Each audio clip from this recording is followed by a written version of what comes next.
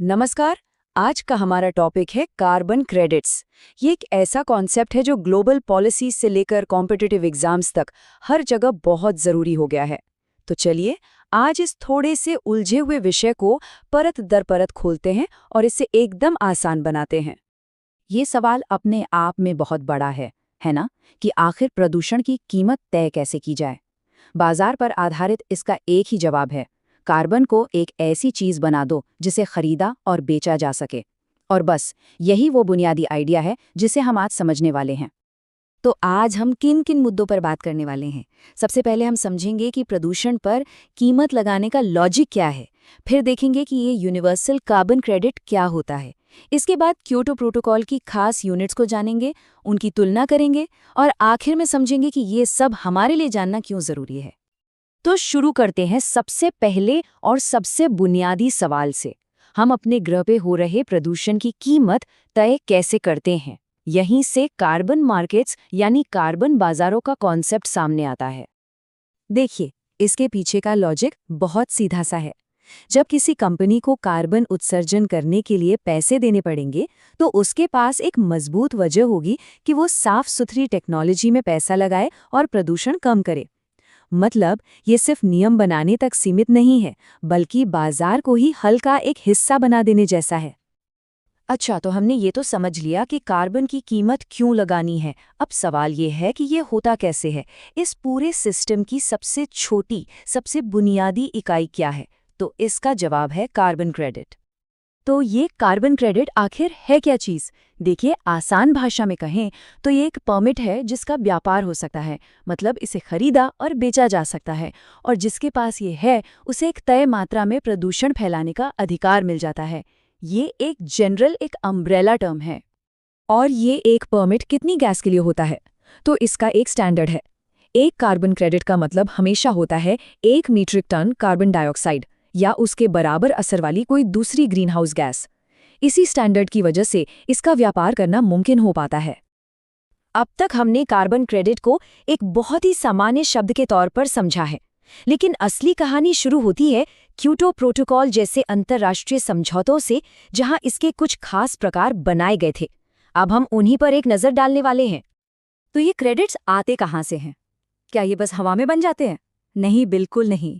ये असल और ज़मीनी प्रोजेक्ट्स से पैदा होते हैं। मान लीजिए कोई कंपनी एक सोलर फार्म लगाती है, जिससे कोयले से होने वाला प्रदूषण कम होता है। तो उस कमी को नापा जाता है, एक स्वतंत्र एजेंसियों से वेरीफाई करती है, और तब जाकर उसे एक क्रेडिट के रूप में जारी किया जाता है, जिसे बेचा जा सकता है। क्योटो प्रोटोकॉल ने इसी प्रक्रिया को एक औपचारिक रूप दिया। इसने 2 मुख्य मैकेनिज्म यानी तंत्र बनाए, जिन्हें हम अब विस्तार से देखेंगे। ये तंत्र इस बात पर निर्भर करते हैं कि प्रोजेक्ट कहाँ और किनके बीच हो रहा है। और अब आते हैं आज के विश्लेषण के सबसे अहम हिस्से पर, सर्टिफाइड एमिशन रिडक्शंस यानी CERs और एमिशन रिडक्शन यूनिट्स यानी EIUs के बीच सीधी सीधी तुलना। इन दोनों के बीच का फर्क समझना बहुत जरूरी है, खासकर परीक्षा के लिहाज से। तो हमारे सामने 2 मुख्य खिलाड़ी हैं।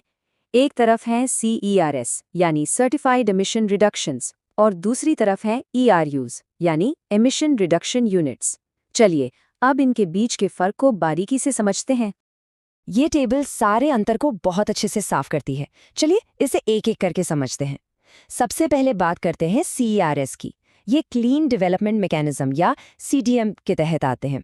इसमें होता क्या है कि एक विकसित देश, जिसे क्योटो प्रोटोकॉल में एनेक्स 1 देश कहा गया है, वो किसी विकासशील देश यानी नॉन एनेक्स 1 देश में प्रदूषण कम करने वाले प्रोजेक्ट में पैसा लगाता है।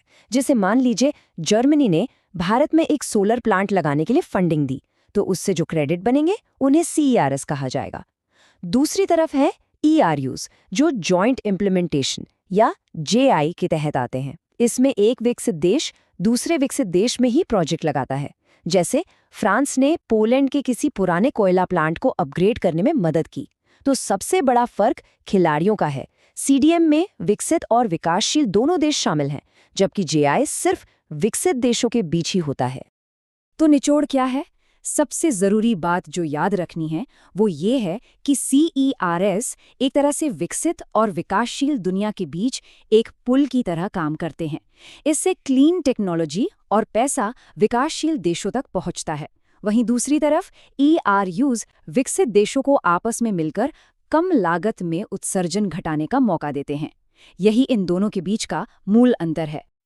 तो ठीक है, हमने ये सब तो समझ लिया, पर ये सिर्फ किताबी बातें नहीं हैं। असल दुनिया में इसका क्या मतलब है? ये अंतर क्यों मायने रखते हैं? आइए इस पर एक नज़र डालते हैं। तो चलिए, आज की पूरी बातचीत से जो सबसे बड़ी बातें निकल कर आई हैं, उन्हें फटाफट दोहरा लेते हैं। पहली बात, कार्बन क्रेडिट एक बहुत ही जनरल टर्म है। दूसरी बात, CERS और ERUs क्योटो प्रोटोकॉल से निकले इसके खास प्रकार हैं। तीसरी, CERS का मतलब है क्लीन डेवलपमेंट मैकेनिज्म, यानी विकसित से विकासशील देश की ओर सहयोग। चौथी, ERUs का मतलब है जॉइंट इम्प्लीमेंटेशन, यानी विकसित देशों का आपसी सहयोग। और आखिर में, ये सारे तंत्र देशों को अपने प्रदूषण कम करने के लक्ष्यों को पूरा करने के लिए एक लचीला और किफ़ायती रास्ता देते हैं। इन फर्कों को जानना सिर्फ कोई परीक्षा पास करने के लिए जरूरी नहीं है, बल्कि ये समझने के लिए भी जरूरी है कि दुनिया के देश क्लाइमेट चेंज जैसी बड़ी चुनौती से निपटने के लिए एक दूसरे का सहयोग कैसे करते हैं। ये ग्लोबल एनवायरमेंटल गवर्नेंस की मशीनरी का एक बहुत ही अहम पुर्जा है। और अब आखिर में एक सवाल सबके लिए। क्योटो प्रोटोकॉल के बाद पेरिस समझौता आया। जैसे जैसे दुनिया की क्लाइमेट नीतियां बदल रही हैं, क्या हम कार्बन बाजारों का एक नया दौर देखेंगे? इन कार्बन यूनिट्स की अगली पीढ़ी कैसी दिखेगी? ये एक ऐसा सवाल है जो आने वाले कई सालों तक हमारी दुनिया को एक नई दिशा देगा।